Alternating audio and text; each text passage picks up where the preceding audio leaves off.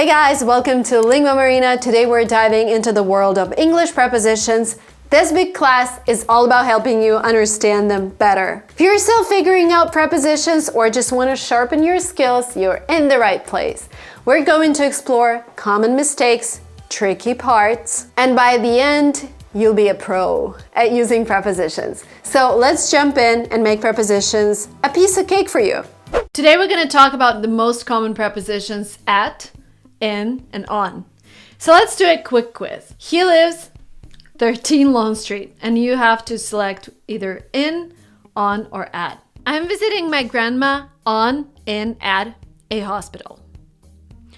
I like traveling to, in, at a train. Now you're gonna get the right answers at the end of this video, but make sure you write your answers down so you can check yourself later. Now let's talk about some rules. The first rule is when we use at. At is used with a very exact place. Think small building, like something that is small, you would always use at.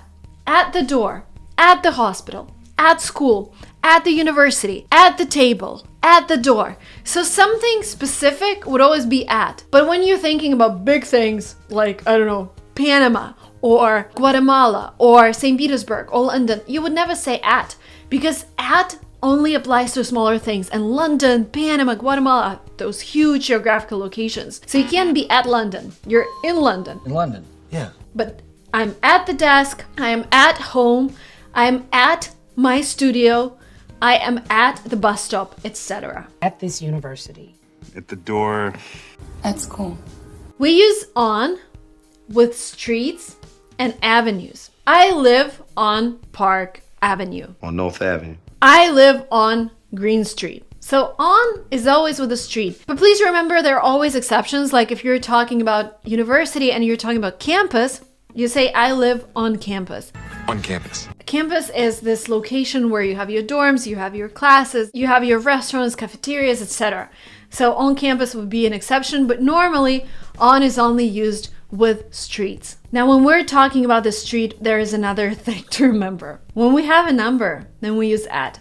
I live at 13 Green Street. At 45 Dunstan Street. But when we don't have a number, like I'm asking you, where are you right now? And you're answering, I'm on Market Street. You don't give me a number and then use on. On Green Street. So at is used when we give the full address, street, number, etc. On is when we just mention the street. And when we talk about something bigger than the street, we use the preposition in. So for example, you have different parts of town. We are having lunch in Chinatown, or we are having lunch in Nob Hill. This is like a district here in San Francisco. With cities, as I already mentioned, I live in London. I live in London. I live in New York. You live in New York. We have been in New York for 2 weeks. We are in Los Altos Hills. With states, I live in California. I live in California. With parts of countries, my friend spent vacation in the south of India. With countries, I used to live in Russia. In Russia. With continents, my sister is in Africa. I love being in Africa. So to sum things up, we use at with specific locations, on with less specific locations like streets, and in with bigger locations like cities, towns, countries, parts of countries. If you're already overwhelmed, you're like, Marina, how do I learn this? It takes time, guys. I've been learning English since I was 7. Well, I started when I was 4, but I became serious about English when I was 7. And it's still a process, right? The thing is, first of all, to enjoy the process. The second thing is start using English as early as you can. Don't pay attention to your mistakes. Don't pay attention to your accent, because this is a tool and no one's perfect. As always, quick recommendation of a product that we've created with my team at LinguaTrip, with professional teachers who are native speakers, with one of my favorite teachers, Benia, who's also an accredited English language teacher and who's been teaching English here in the US. We have a handbook called Grammar is All You Need that includes essential grammar topics for learners who want to reach the advanced level of English. This book has a chapter on prepositions with all the information that you need. I think it's really good to have this resource always with you so you can check whether you're saying something correctly, or if you have a question, always go there and check it. For a limited time, we decided to give a chapter on prepositions for free because you're watching this video. I know you need that information. So you're getting that chapter for free, and you're also getting a discount if you decide to buy the handbook. The link will be down below. Please hit it, download the free chapter, get a discount so you can have information regarding English grammar available for you at all times. Now let's move a little further with our prepositions. I gave you some basic rules, but now we're gonna explore more examples. In is also used when we are talking about an enclosed space. Something that has a roof, something that has walls, in a car, in a box, in a building. I am waiting for you in my car. They're in a car. Can you please help me find a pen in this box? In a box. Don't put your wallet in a pocket. Now listen carefully right now. We're moving to on, and we use on with a bus, on a bus. And you might ask, Marina, but why in a car but on a bus? Wait a minute, I'm gonna explain. The other words that we use on with are words that represent surface. Like this table is a surface. On a table. Your floor is a surface. On the floor. Wall behind me is also surface. On the wall. We also use on when we talk about left and right. On the left, on the right. Or vice versa, depending on whatever you see. I think it's on the left for you, on the right for you. Next to or along the side of a river, for example. Cambridge is on the river Cam. Now, interesting part. Why in a car but on a bus? In is used with means of transportation where you can't stand up. Oh my God, English, you're so complicated. So you can't stand up in a car. So you say in a car. You can't stand up in a helicopter, but you can't stand up on an airplane. So on an airplane, in a helicopter. On a bus, in a car. On the bus? In a car. In a taxi, because you can't stand up in a taxi. I know, guys, this is why I recommend having something like a grammar book so you can refer to things, or at least have a script of this video in front of your eyes. On a ship, on a boat, on a plane, on a train, we use on with a means of transport where we can stand up. We can stand up on a plane. We can stand up on a bus. We can stand up on a boat. And also maybe another hint, we use on with a means of transportation where there is no roof. On a horse, on a boat doesn't have a roof, normally. You can have both, but on a boat. So normally you don't have a roof on top of you when you're on the upper deck. On a bike. You can't really stand up on a bike, but it doesn't have a roof, so it's on a bike. On your bike? On a boat. Another thing that can be super confusing for you guys. Sometimes you hear in a hospital and sometimes you hear at a hospital. Both of those are grammatically correct, but guess what? They have a different meaning. So when you're saying I'm in a hospital, that means you're a patient. You're actually receiving treatment. I don't remember the accident. I just remember waking up in a hospital. My uncle is in the hospital right now receiving treatment for his acne. I don't know if you go to the hospital for that, but he broke a leg. He's in a hospital. Let's do that. I'm giving birth in a hospital. But you can also say I'm at the hospital, but that would mean that you're just doing something there, that you're not a patient. I am visiting my uncle at the hospital because you're at the hospital not as a patient receiving treatment. You're a guest visiting your uncle. In college, my brother volunteered at a local hospital. Again, he wasn't a patient. This is why we use at the hospital. The same goes for school, museum, library, or any other institution. And we also use at with events. I'm at this Lady Gaga concert. Okay guys, I hope it wasn't super confusing for you. Again, if you want to make sure you remember all the prepositions, make sure to follow the link below and download the free chapter of the grammar book. And if you feel like you're willing to invest in your education, just a little sum of money using 66% off the grammar book will be even cheaper for you because you're watching this video. And now let's check your test. I guess you already know everything, but let's do it anyways. He lives at 13 Lawn Street because we give the full address. We give the number and the street address. I'm visiting my grandma at the hospital. Why? Because I'm not a patient. She's a patient. My grandma is in the hospital receiving treatment, and I'm visiting her at the hospital because I am not a patient. I like traveling on a train. You can also say, I love traveling by train, but this is another topic for another video. Here, because we remember that we can stand up on the train, we use on. I like to travel on a train. The next set of rules is regarding all versus all of. So we use all of when we have pronouns. Pronouns are us, they, them, me, you. Those are all pronouns. So we say all of us are going to Malibu next week. All of them have completed their TOEFL test. So whenever it's a pronoun, we have all of. All of me. However, in all other cases, we have all. All the people are forced to stay at home. All the students have to wear masks. All the children need to stay at home. All the gods, all the heavens. The next section, in versus on versus at, when we're talking about time. So when we talk about general measurements, like I'll be there in 2 minutes, I'll see you in 2 days, we're gonna travel abroad in 2 months. So this in is used with general measurements. I'll be there in 20 minutes. However, when we have a specific date and time, we use on and at. I will see you on Monday at 12 p.m. The classes start on September 21st. I'll go now if I may. We'll see you on Friday. And remember that in is also used with a year. I was born in 1990. He will come back in 2025. That was in 1994. Beside versus besides. So beside is a preposition that means nearby. We were camping beside the river. We were camping on the shore, right? We were really close to the river and we were camping there. Beside the white chickens.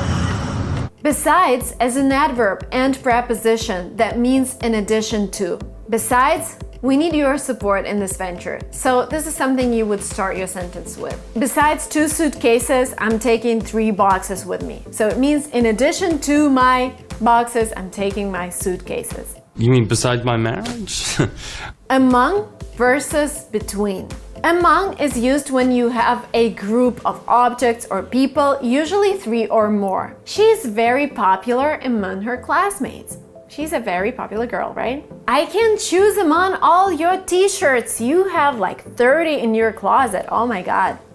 Among our homes. Between is when you have 2 objects. I can't decide between going to the cinema and staying at home. Between us. On versus upon. They're actually interchangeable. You can use both, but upon is really formal and old-fashioned. Remember this? Once upon a time, there was this little girl who lived in the forest, blah, blah, blah. All the fairy tales will start like that. Put your book on a table. We would usually just use on in this context. To versus than. There are several words that can only be followed by to.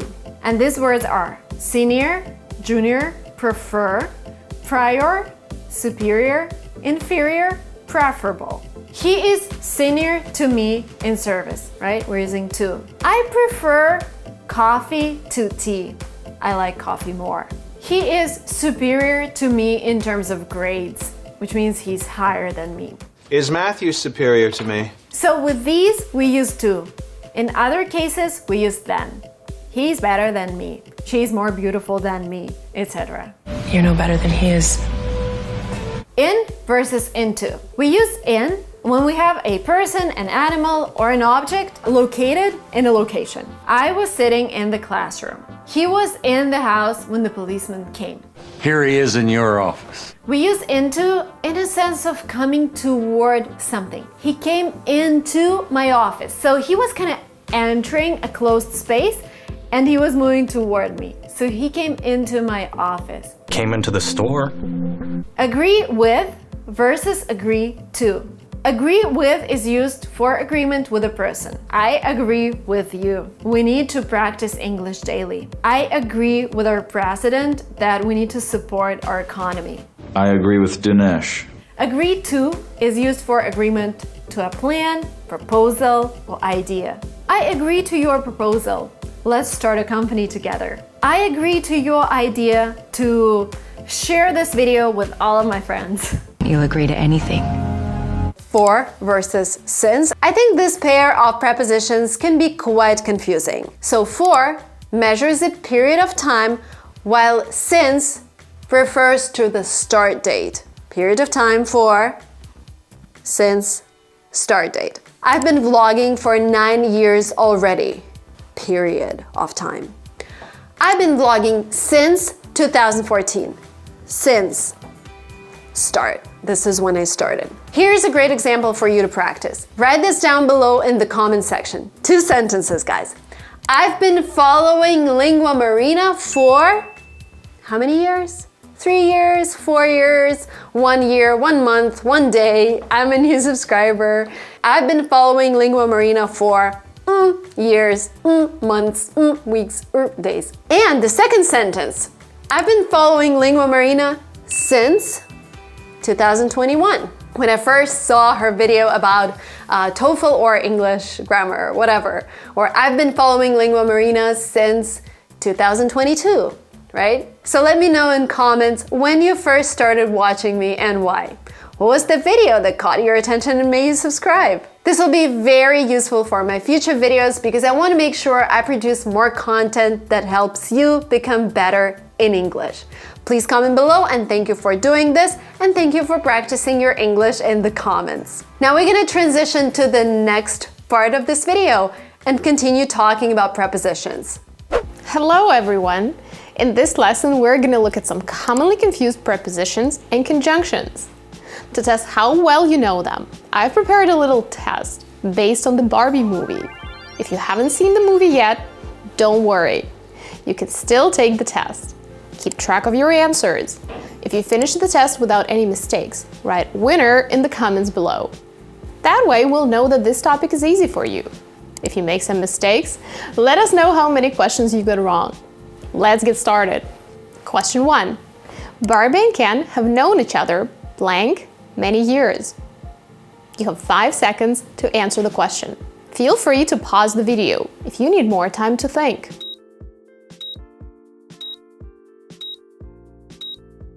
The right answer is B. Barbie and Ken have known each other for many years.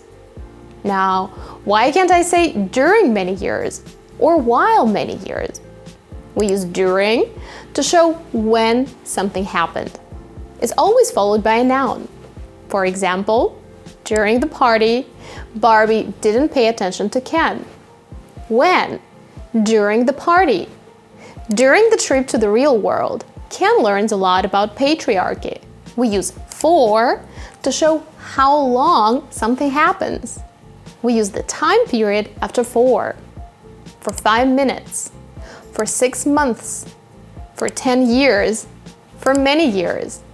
We cannot say for the party, unless you want to say that you prepared a gorgeous dress for the party. But that's a completely different story. Barbie and Ken have known each other for many years. How long? So that's the right answer. Finally, while is a conjunction. It's usually followed by the subject and the verb. It can be used to show that 2 things are happening at the same time. Barbie was trying to find the child playing with her in the real world, while Ken was learning about patriarchy and horses. The 2 actions happened at the same time. While can also be used to indicate contrast. Ken likes Barbie, while Barbie doesn't like Ken. The next pair that is commonly confused is by, until, and till. Barbie has to finish her project blank Sunday. You have 5 seconds to think it over.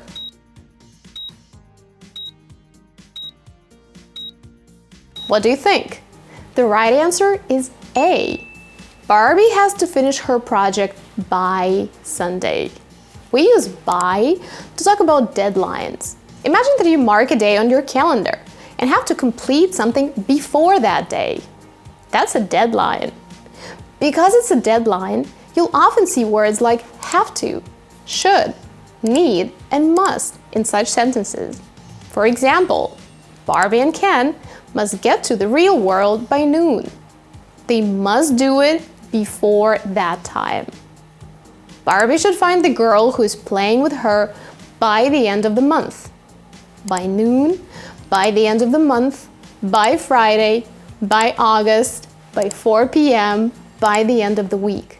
All these are examples of deadlines. Now, when talking about until, imagine a line. Why? Because it describes a period of time. For example, the party lasts until 11 p.m. It probably starts at some time before then, let's say 5 p.m. And then it lasts until 11 p.m. So we're talking about a time period. Compare these two sentences. Cinderella had to leave the ball by midnight. This is her deadline. We don't care about all the other time she could have spent at the ball dancing with the prince. Now, if I say Cinderella could stay at the ball until midnight, I'm interested in the time period from the moment she got there and until midnight. So, until is used to state how long an event takes place or a situation continues. Till means the same as until, but is more casual. So in formal writing, when you're writing an essay or a letter, you'll usually use until. People usually use till instead of until in casual conversations. For example, if Ken was to invite Barbie out on a date, he could have said, "Let's hang out at Starbucks till the movie starts. No rush." Question 3 tests another pair of similar words, across and through. Question 3. Barbie ran blank the street to get to the other side.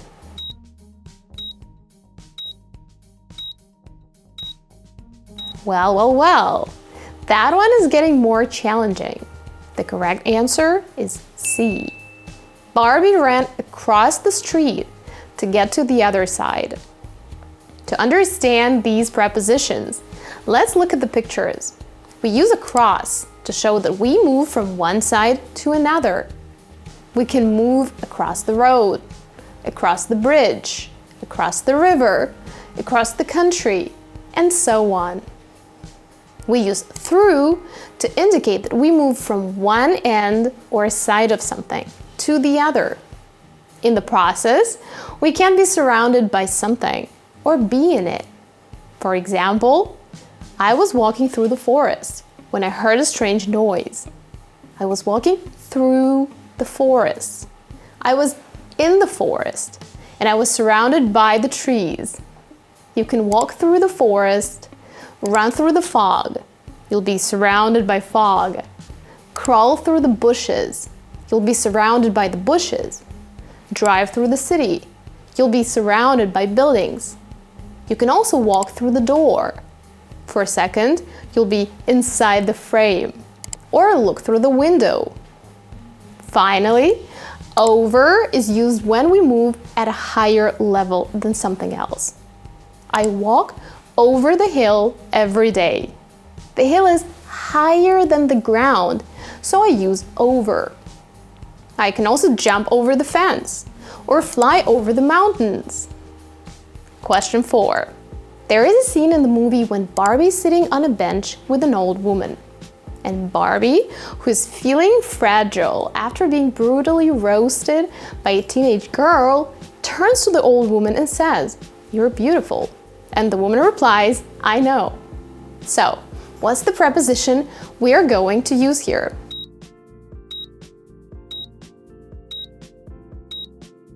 Well, actually, 2 options are correct.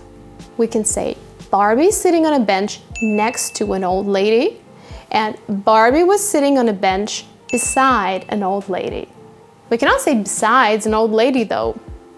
Beside and next to mean pretty much the same and are used to indicate that something is located very close or at the side of something else. It's easy to remember. Beside, by the side of. You can sit next to or beside a person, or next to or beside their bed. Beside is a little more formal, so in everyday English we'll usually use next to. So if I were telling you about the Barbie movie, I'd probably say Barbie was sitting on a bench next to an old lady. But if I were reading classics like Jane Eyre, for example, I'd see something like, she was sitting beside him. In this context, both beside and next to are prepositions. Besides can be a preposition or a linking adverb. As a preposition, it means apart from, in addition to. For example, besides Barbie and horses, did Ken have any other interests? I mean interests in addition to Barbie and horses. When we use besides as a linking adverb, we usually want to add more information or give another reason for something. Let's go home. The movie is stupid. Besides, I haven't eaten since breakfast, so I'm hungry. Question 5. Ken walked blank the room and announced that it was his Mojo Dojo Casa house.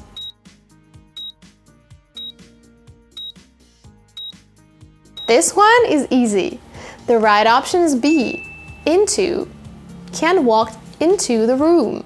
Into indicates movement towards the inside, while onto indicates movement towards the top of something. How to remember these prepositions of movement faster? Break them into 2 parts. Into. In plus to. To is a preposition that describes the direction of movement. In means inside. So into means towards the inside. Onto, on plus to.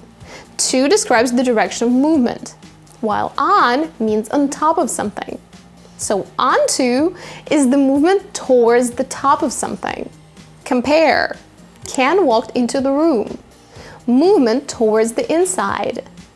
The cat jumped onto the table. Movement towards the top of the table. Speaking of toward and towards, what's the difference? Would you say Barbie is moving toward her house or towards her house? Actually, both are correct, but toward is more common in American English, and towards is more common in British English. However, you can pretty much use them interchangeably, so you can still hear a lot of Americans saying both. For example, she walked toward the park. He ran towards the station. That is all for today. Thanks for watching. Don't forget to write winner in the comments if you got all the prepositions right. If you made a mistake, let us know how many questions you got right. For more practice, think of sample sentences using the prepositions that were challenging for you. Back to Marina. Let's do a quick quiz. I'm gonna read 3 sentences. You're gonna write down prepositions, and at the end of the video, I'm gonna give you the right answers. Now, we're planning to visit the museum Wednesday afternoon. By the way, guys, let me know if you watch my shorts on this channel. I always do this sound and people laugh a lot. Anyways, the surprise twist, the end of the movie was completely unexpected. And the last one, wanna go on a walk tomorrow morning? I can't. I can Sunday morning though. I hope you wrote down your answers because we're gonna check them at the end of this video. Okay, first things first, let's talk about mornings, afternoons, evenings, and nights. So the thing is, sometimes we don't even use prepositions. This morning, this afternoon, this evening, no preposition needed. I missed you this morning. Was executed this afternoon. But in other cases we should. For example, I prefer showering the morning. In the morning. See you in the morning. And the same goes for afternoon and evening. We'll have lunch on our terrace in the afternoon and then leave. We usually watch a movie in the evening. So morning, afternoon, evening, we use in. Especially in the afternoon. Now what about night? Let's look at the example. I can't sleep, night. You're tempted to say in the night because it's in the morning, in the afternoon, in the evening. Well, night is an exception. Welcome to learning English. There are always exceptions. I can't sleep at night. Now the reason for that is that night refers to a continuous period of time, while morning, evening, and afternoon refer to parts of the day. It's supposed to be at night. Now there are cases when you can say in the night, but these cases are very specific when you're referring to a particular night. Let's look at the examples. I was awake in the night thinking about all the things that had happened. So basically, we're referring to a particular night. This is why we use in. In the night, I heard a rustling sound outside and peeked through the window to see a raccoon digging through the garbage cans. So again, we are referring to a specific night. But more commonly, people would say in the middle of the night. I woke up in the middle of the night with a terrible headache. So in the night usually refers to a particular night. At night refers to any night and is more commonly used. Now on to the next case. We use on when talking about days a week. On Wednesday, on Monday, on Thursday, on Friday, on Saturday, Sunday. Okay. We start on Monday. See you in church on Sunday. But what about Thursday morning? Because we just talked about mornings and we used in. Is it in Thursday morning? Because day comes first. It's gonna be on Thursday morning, on Friday evening, on Wednesday night. Okay? So whenever we have day of the week, we use on. Now, what about the weekend? It's on the weekend, though sometimes you can hear people say at the weekend. That is more British. Americans would say on the weekend. I like to relax and spend time with my family on the weekend. I didn't think you were forced to go there on the weekend. Now, funny exception, another thing that you should remember. We can say on Sundays, but there is a thing in English where you can just omit the preposition. You can say, I do my groceries Sundays. Do you usually go out Fridays? They have meetings Tuesdays and Thursdays. So you can just omit preposition when you're talking about plural days of the week. Quick disclaimer, this is a conversational thing. I wouldn't do this on your exam, but sometimes you will hear native speakers do that. So just keep that in mind, and when in doubt, just use on. There is nothing wrong with saying we have meetings on Tuesdays and Thursdays, just for you to know, right? Because there are so many things native speakers would say in a different way, depending where they are, where they come from, what's their level of education, what's their occupation. There are so many nuances, and I just want you to know this one. Okay, is it at the beginning or is it in the beginning? Let's talk about it. We use at the beginning or at the start to indicate a starting point, and normally we would have of in the same sentence. Let's look at a couple of examples. At the beginning of the meeting, I'll ask everyone to pitch ideas. She took off running at the start of the race. Let's consider your needs at the beginning of the summit. Now we use in the beginning when we want to contrast two situations at different times. In the beginning, I struggled to learn how to play the guitar, but with practice, I became quite good at it. Right? We're contrasting 2 points of time, in the beginning and later in the process. I was fine in the beginning. Now, at the end marks the point of time when something finishes. And when we want to show that, we say at the end. We're almost at the end of the book, but I still don't know what's going on. At the end of his speech, he thanked everyone for coming. At the end of the month. Now we use in the end when we want to talk about things that happened after a long time or as a result of something. Let's look at an example. In the end, we decided to buy a cheaper car, right? So we had this process of choosing the car, and in the end of that process, we decided to buy a cheaper car. See the difference? At the end focuses on the point in time. In the end focuses on the result that happened after a long time. So you've been thinking about it, debating, weighing options, and in the end, you decided to go for something. But in the end, we always win. Now, let's check your answers, right? You took a test at the beginning of this video, right? We're planning to visit the museum on Wednesday afternoon, right? Days a week. The surprise twist at the end of the movie was completely unexpected, right? Because we're marking a period of time. We're not talking about the result. We're talking about a particular part of that movie at the end of the movie. Wanna go on a walk tomorrow morning? No preposition needed. I can't. I can on Sunday morning though. On Sunday morning because we have our day of the week. And there you have it, guys. I really hope this video has given you a better understanding of the nuances of English prepositions. If you found this video useful, please give it a thumbs up, share it with your friends, and subscribe for more. And don't forget to check out the handbook, Grammar is All You Need, in the description. Keep exploring and keep learning. Until next time, bye!